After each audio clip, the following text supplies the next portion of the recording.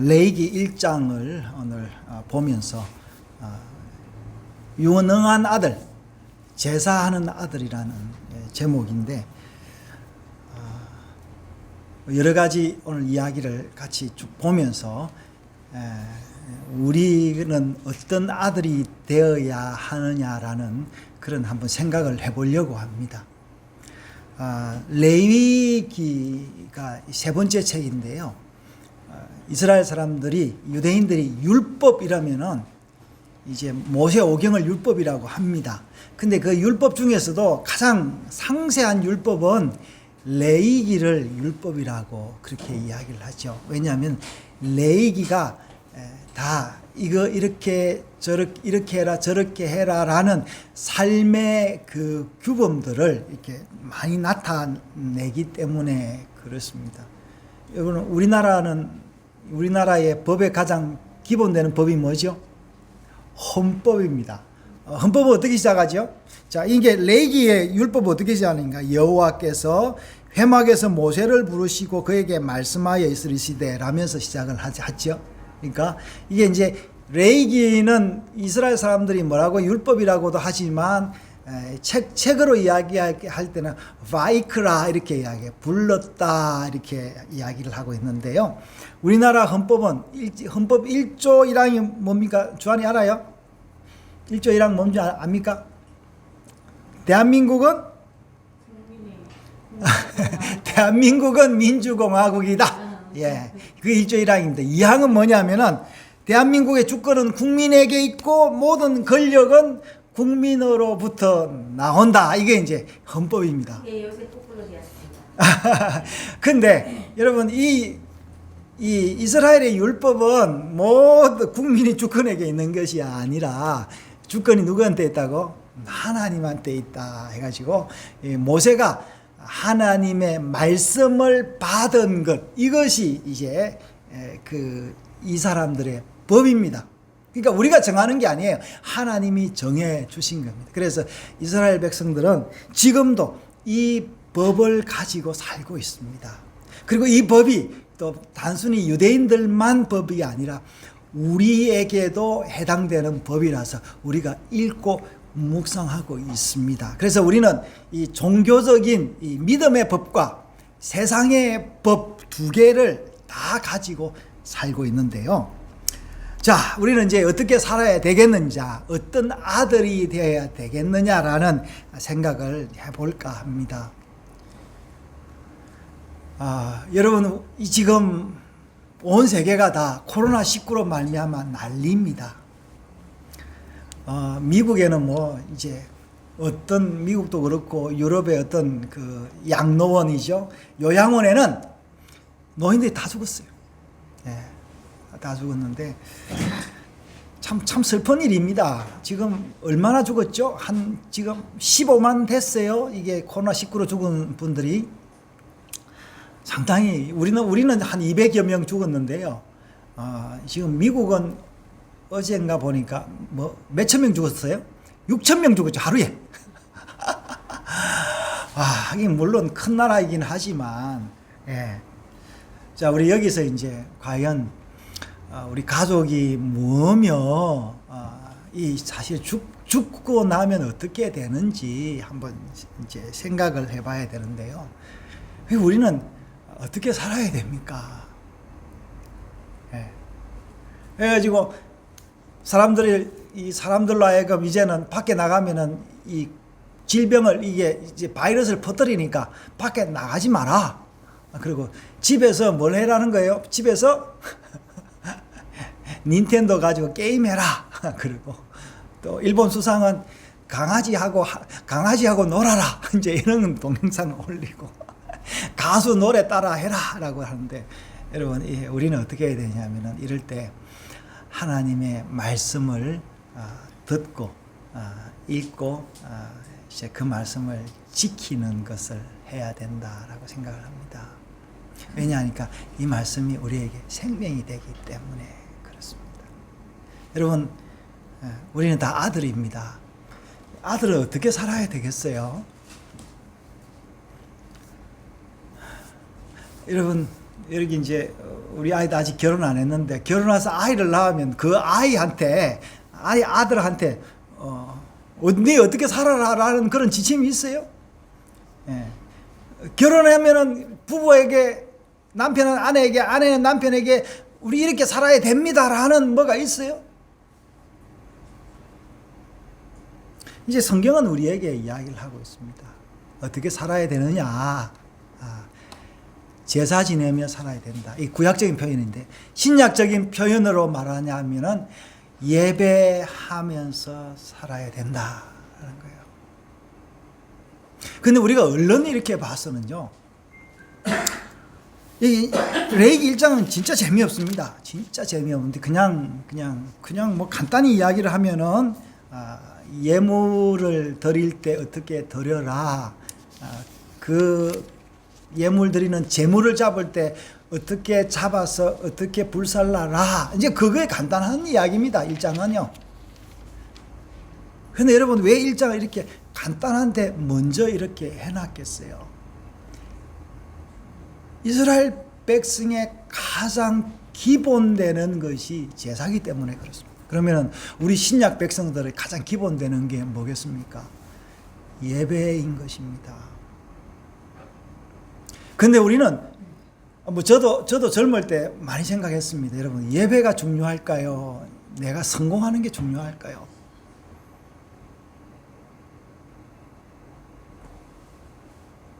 여러분 예배 잘 드는 사람이 되고 싶습니까? 아니면 돈 많이 버는 사람이 돼서 유능하고 인기 있는 사람이 되고 싶습니까? 그거는 여러분 지금뿐만 아니라 아담 때부터 이 싸움이 시작된 거예요. 지금 레위기 1장에 맨 먼저 뭐가 나오냐니까 제사 드리는 방법 나오는데요.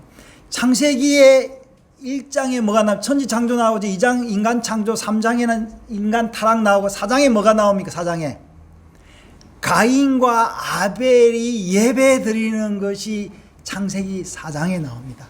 그래서 인간이 어떻게 살아야 되냐라는 죄지은 인간이 살아야 되는 방법을 창세기 4장에서 제사를 지내야 된다라는 것으로 시작을 하고 있는 거예요. 그러면 자 창세기 한번 보겠습니다. 그러면은 가인은 어떻게 예배를 드렸다 했습니까? 자기의 곡식으로 예배를 드렸고 아벨은 양과 그 기름으로 예배를 드렸다 그래야 됐는데 하나님이 아벨의 예배는 받으시고 가인의 예배는 받지 않았습니다. 그래서 가인이 아벨을 쳐 죽였다. 그래서 이 가인이 아들을 이제 자기 형제를 죽였으니까 아버지의 낯을 보지를 못해서 아버지의 낯을 피해서 노 땅에 가서 살았다. 이게 이제 창세기의 4장의 이야기입니다. 여러분 그 이후의 이야기도 계속됩니다. 여러분 창세기 그러면 그때 이제 4장 마지막에 어떻게 되냐면 이제 아담이 다시 하와와 동침하여 다시 아이를 낳아서 그 아이의 이름을 셋이라 지었는데 비로소 그때 사람들이 여호와의 이름을 부르며 불렀다 이렇게 되는데 여호와 이름은 어떻게 불렀겠습니까? 그 뒤에 안 나오죠. 안 나오면 어떻게 불렀겠어요? 그냥 이름만 부른 게 아니라 다시 제사 제도가 다시 생겼다라는 거예요. 그러니까 어떻게 생각하면 이 아담의 아들 가인은 굉장히 강해가지고 아버지의 눈치도 볼 필요도 없이 동생을 죽였습니다. 그러면서 이 아담은 아버지의 영향력을 급속히 잡아버려가지고 온 세상을 어떻게 해요? 이 제약의 그 유능한 사람들의 시대를 만들었는데 뭐 성경에는 안 나오지만 아마 그것이 우여곡절을 겪으면서 아담이 거짓으로 발견이 되고 비록 새 때에 왔어야 다시 제사 제도가 일어섰지 않았냐라고 됩니다. 아담이 셋을 몇 살에 낳았다고 되어 있습니까? 4장에요. 4장에 딱 우리 한번 보겠습니다. 네. 몇 살에?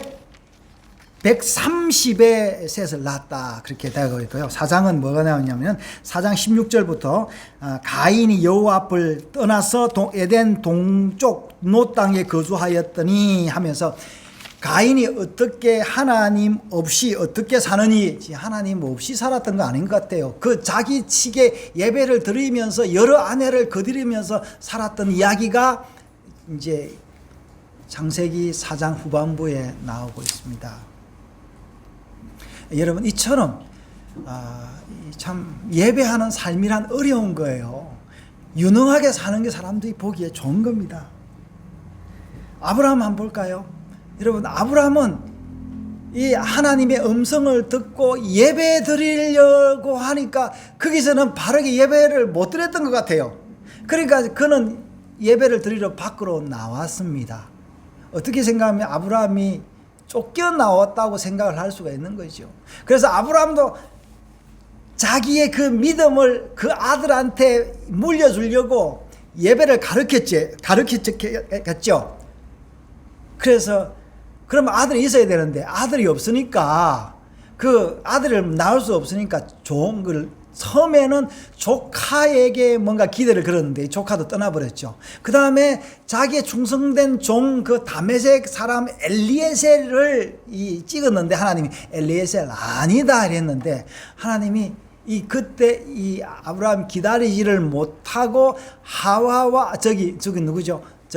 사라와 계획을 해서 자기의 첩 하갈에게서 아이를 낳았는데 그 아이 이름이 이스마엘입니다. 이름도 굉장히 좋습니다. 그 이스마엘에게 뭔가 이 제사를 가르쳐 보려고 했는데 이 아들은 아무리 가르쳐도 제사를 이해를 할 수가 없었던 것 같아요.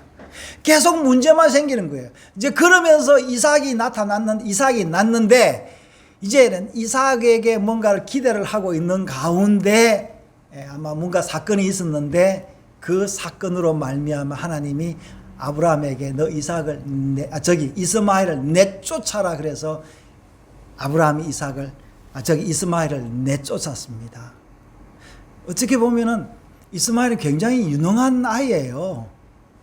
왜냐하면 유전자가 좋지 않습니까? 젊은 엄마 하갈에게서 나서 하갈은 누구예요? 그 이집트의 왕궁에 있던 궁녀입니다. 젊죠? 아주 건강하시오. 어찌 보면은 그래서 엄마의 그 유능한 그 영향과 아버지의 그 믿음을 가지고 좋은 아들이 될 것 같았는데 하나님 그 아들 아니야 이렇게 이야기를 했습니다. 자, 이삭 볼까요? 이삭도 어떻게 아버지로부터 유산을 받기는 받았는데 이 아들에게 이 예배를 가르쳐서 제사 지내는 아들을 만들려고 했는데 보니까 두 아들 쌍둥이를 낳았는데 에서와 야곱을 낳았습니다. 근데 에서는 잘생기고 사회성도 좋고 유능한 거예요. 사냥도 잘하고 여자도 잘 데리고 오고. 그래서 아버지 이삭이 그래, 이 하나님이 나에게 이 유능한 아들 줬는데 이 아들에게 내가 복을 빌어줘야지 그렇게 했는데 옆에 있던 아내 리브가가 아니다라고 이야기를 하면서 자기 남편을 속이면서 그 축복을 누구에게 주냐면은 야곱에게 줍니다. 그래서 똑같은 현상이 일어납니다. 가인이 아벨을 죽이려고 했듯이 에서가 야곱을 죽이려고 합니다. 그래서 이 야곱이 도망을 갑니다. 여러분, 예배하는 자들은요 굉장히 무능하게 보입니다. 싸움 붙어서 이겨서 해야지 해야 되는데 하나님은 그런 무능한 아들을 보호하시는 분 같아요. 네. 여러분, 야곱은 이런 경험이 있었는지 아들을 잘 키워보려고 열심히 했는데 그것도 잘 안 됐습니다. 그래도 아들 하나 있어서 믿음이 있는 아들 하나 키워서 잘해보려고 색동옷을 입히고 교육도 잘 시키고 했는데 굉장히 똑똑했어요. 그랬는데 이 똑똑한 아들, 아버지의 이야기도 잘 듣고 그 아브라함으로 받던 그 유산을 그 아들에게 주려고 했는데 그 아들이 누구였습니까? 요셉이었죠. 근데 이 요셉을 또 누구예요? 형들이 한 혼자도 아니고 작당을 해서 이 열 형들이 이 막내 요셉을 죽이려고 하다가 너무 죽이려고 하니까 너무 양심에 갇혀서 그냥 이집트로 팔아버리는 그런 이야기들이 이 성경 이야기입니다. 이거 굉장히 참 어찌 보면 하나님이 굉장히 무능한 것 같아요.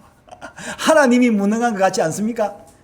제가 이렇게 이야기하는 것은 하나님 진짜 유능하고 멀리 바라보시는 분이라는 것을 제가 말씀드리려고 하는 겁니다. 자, 그러면 우리가 왕조시대에 와가지고 한번 봅시다. 하나님이 첫 이스라엘 백성들이 왕을 주십시오 했을 때 누굴 줬습니까? 사울을 줬는데, 사울은 어떤 사람이 굉장히 유능했습니다. 키도 크고 머리도 좋고 리더십도 좋고 전쟁도 잘하고 그랬는데, 그러나 이 사울은 제사를 자기 마음대로 드리는 사람이었습니다. 이 사울의 결정적인 게 뭐냐면은 제사를 마음대로 드렸던 게 사울의 가장 결정적이었던 거예요. 여러분, 제사는, 그래서 여러분 레위기 오늘 우리 읽었는데, 이 제사를 지낼 때 누구 법대로 드려야 되느냐? 모세가 하나님한테 받은 법대로 제사를 지내야 되는데 사울은 그렇지 않았다라는 거예요. 그래서 하나님께서 누구예요? 다윗을 예비를 해놨는데, 이 다윗은 약자니까 어떻게 해요? 늘 의지할 것이 하나님밖에 없었던 거예요. 오늘 제가 오늘 시편 51편을 교독을 했죠. 시편 51편 한번 보겠습니다. 뭐라고 이야기하고, 하나님이 원하는 것은 뭐 재물이라 했어요? 상한 마음이라 했어요? 상한 마음이라 그러면서 자기는 이 예배를 드리면서 어떻게 해요? 보니까 마지막 절에 시편 51편 제일 마지막 절에 이렇게 주께서 의로운 제사와 번제와 온전한 번제를 기뻐한다 그러면서 자기는 온전한 번제를 드리려고 굉장히 노력했는데 그 번제가 온전한 번제가 뭐냐니까 상한 마음이다라는 거예요. 여러분 오늘 헌금을 미리 하셨는데 헌금을 가지고 왔습니까? 상한 마음을 가지고 왔습니까? 여러분, 제가 그동안 이 개척교회를 외롭게 하고 있는데요. 제가 외롭게 했기 때문에 지금까지 말씀을 지키면서 살아가고 있는 것 같아요. 저 자신을 의지하지 않고 하나님을 의지할 수밖에 없었던 겁니다. 자, 그러면 한번 봅시다. 다윗은 이 받은 그 유산, 얼마나 많은 노래를 지었고 얼마나 많은 그 경험을 했습니까? 이 경험을 아들한테 물려주려고 했는데 그 물려줄 아들 중에 가장 유능한 아들이 압살롬이었습니다. 아주 잘생기고 아주 유능하고, 그리고 또 그 압살롬의 외가는 또 어디입니까? 가나안에 있는 아기스 아기스입니까? 사모님? 이름 뭐죠? 압살롬의 외가가 달메라는 왕의 딸이 이제 달메가 이제 이었는데, 거술 왕입니다. 거술 왕의 이제 달메 딸. 예. 근데 이 정도로 유능한 아들이 압살롬이었습니다. 그러나 그 압살롬이 그 유능함을 어떻게 해요? 아버지를 죽이고 자기가 그 왕이 되려고 했던 것이 성경의 이야기입니다. 여러분, 우리가 지금도 존속살인이 많이 일어나고 있습니다. 놀랍게도 유능한 아들은요, 아버지를 죽입니다. 우리 여러분, 유능한 사람은 하나님을 삿대질하고 하나님을 욕합니다. 내 마음대로 왜 안 하냐고, 자기 논리를 가지고.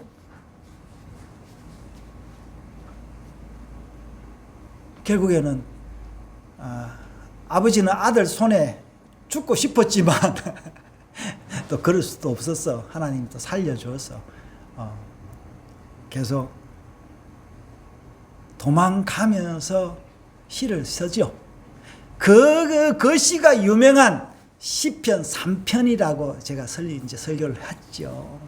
여러분, 여러분 유능한 아들과 제사하는 아들의 차이입니다.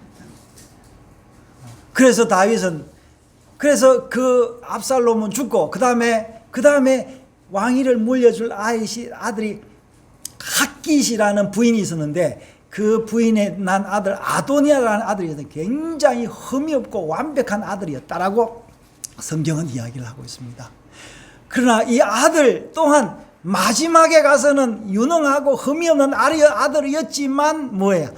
아버지의 이야기를 듣지 않고 아버지가 아프다니까 아버지의 이야기를 듣지 않고 자기 스스로 왕이 되려고 했던 역사가 있습니다. 그래서 그 이야기를 듣고 아버지가 마음이 돌아서서 그때 누구에게 왕위를 물렸냐면 솔로몬에게 왕위를 물렸습니다. 여러분 당시에 솔로몬은요 그 이방 여인 밧세바와 사이에 태어난 아들로서 왕위의 순번에 없었던 아들이었습니다.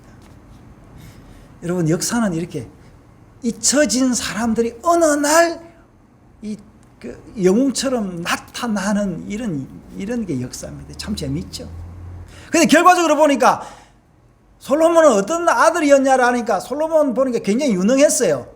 그러니까 이 솔로몬도 유능하기는 했는데 유능해서 뭐예요? 온갖 처첩들을 많이 거느리고 머리도 좋고 했는데 그 많은 흠에도 불구하고 하나님이 솔로몬을 살려주었던 게 뭐냐면 솔로몬은 제사를 드리는 아들이었다라는 거예요. 그러나 솔로몬은 자기 아들에게 이 제사법을 가르치지는 못하고 이스라엘은 남북으로 나누어지고 말아버립니다. 여러분 세상은요 이 유능한 아들이 나와서 다스리려고 합니다. 우리가 지난주에 그 국회의원 선거를 마쳤는데 저마다 유능하다고 이야기를 하고 나를 뽑아주면 내가 이 나라를 변화시키겠습니다. 이렇게 이야기를 하고 있습니다.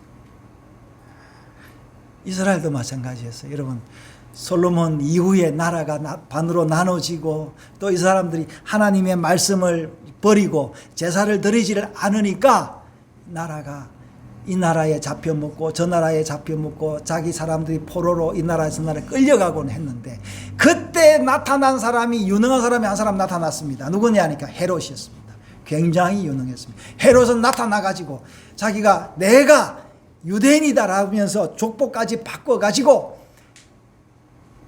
이 성전을 짓고 제사를 다시 회복하면서 사람들에게 굉장한 인기를 끌었습니다.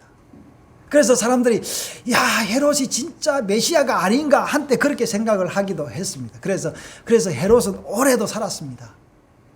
40년 동안 그 놀라운 그 성전을 지었는데 그 헤롯의 그 도시가 지금 예루살렘 성전으로 지금도 남아 있습니다.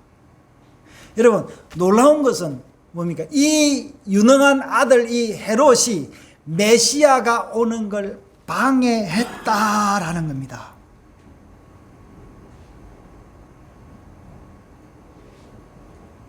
그러나 여러분 메시아는 이 땅에 왔습니다. 하나님의 아들로 왔습니다. 어떻게 보면은 이사야가 벌써 이야기를 했어요. 메시아는 어떤 모습으로 오냐니까 마른 땅에서 돋아나는 이 연약한 순같이 올라온다라고 이사야가 이야기했는데 그 사람이 나타났는데 그 사람이 누구였냐니까 갈릴리 저기 촌사람 나사렛 예수였습니다.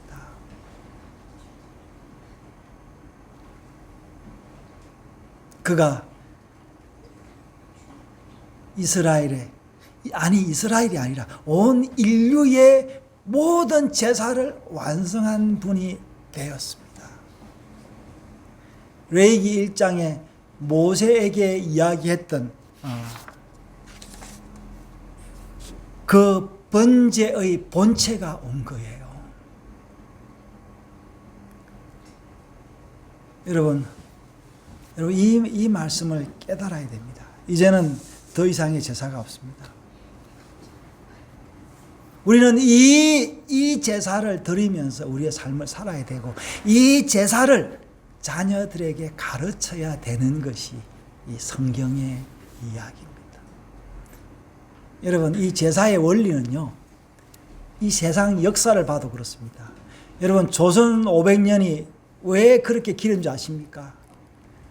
일본에게 먹힐 뻔하기도 하고 몽고 침략은 고려죠. 그 많은 침략을 받기도 했지만 그래도 버틸 수 있었던 게 뭐냐면은 그 유교의 제사 원리 때문에 그렇습니다. 자녀들은 부모를 공경하고 부모의 제사날을 기억했던 거예요. 그래서 여러분 옛날에 보면은요, 한 100년 전에도 있었죠. 그 부모가 죽으면 부모가 죽은 그 묘지에서 집을 짓고 시묘살이를 했는데, 최소한 시묘살이 몇 년 합니까? 3년. 3년을 농사도 안 짓고 무덤에서 그 밥을 해먹고 산다라는 거예요. 시묘살이를. 지금은 우리가 부모 돌아가시면 뭡니까? 3일장을 해서 그냥 화장해서 다 버립니다. 여러분, 제가 뭐 장례벌을 바꾸자 이게 아니라 그 조선의 사람들이 뭐를 중히 여겼다. 하나님이 누군지를 몰랐지만은 이 사람은 내 부모를 공경하라. 그리하면 여호와가 내 하나님 내게 준 땅에서 길리라는 이 말씀도 몰랐지만 부모 공경을 했기 때문에 나라가 그 정도로 유지됐던 거예요. 여러분, 우리 집안, 우리 교회, 우리 나라 앞으로 어떻게 돼야 되겠습니까? 하나님을 공경하고 사람을 사랑해야 되는데 그것이 어디서 이루어져야 되냐면 이 제사를 회복해야 된다라는 거예요. 그래서 여러분, 우리가 유능한 아들이 되지 말고 제사하는 아들이 돼야 될 것입니다. 저는 제가 결혼을 하기 전에 굉장히 두려움이 있었습니다. 나는 우리 아이들에게 뭐를 가르쳐야 될 것인가라는 거에 있었는데, 제가 예수를 믿고 난 다음에 그래, 내가 이걸 가르쳐야지 하고 빨리 결혼을 했습니다. 그래서 빨리 결혼을 했는데 만으로 25에 결혼해서 아무것도 없잖아요. 그러니까 뭡니까? 주변에서 사람들이 저를 보고 처가에서도 무능한 사이 봤다고 그냥 질시가 대단했었습니다. 그러나 여러분, 저의 그 무능이, 저의 작은 소망이 여기까지 왔다라는 겁니다. 여러분, 하나님은 상한 심령을 받으시고 작은 자를, 그 성경이 늘 이야기를 하죠. 부자를 공수로 보내고 가난한 자를 배부르게 하고 많은 자녀를 낳은 사람은 소용이 없지만 그 자녀를 못 낳던 여자들은 7 아들을 낳을 것이다. 이게 성경의 이야기입니다. 그러므로 우리는 뭡니까? 하나님 앞에서 겸손하고 하나님이 복 주실 그 복을 기다려야 된다. 이것이 우리의 믿음입니다. 사랑하는 여러분, 여기서 아들은 제가 말하는 아들, 딸을 이야기를 하는 것이 아닙니다. 자녀를 이야기할 것입니다. 여러분, 어떤 자녀가 되고 싶습니까? 유능한 자녀가 되고 싶습니까? 예배하는 자녀가 되고 싶습니까?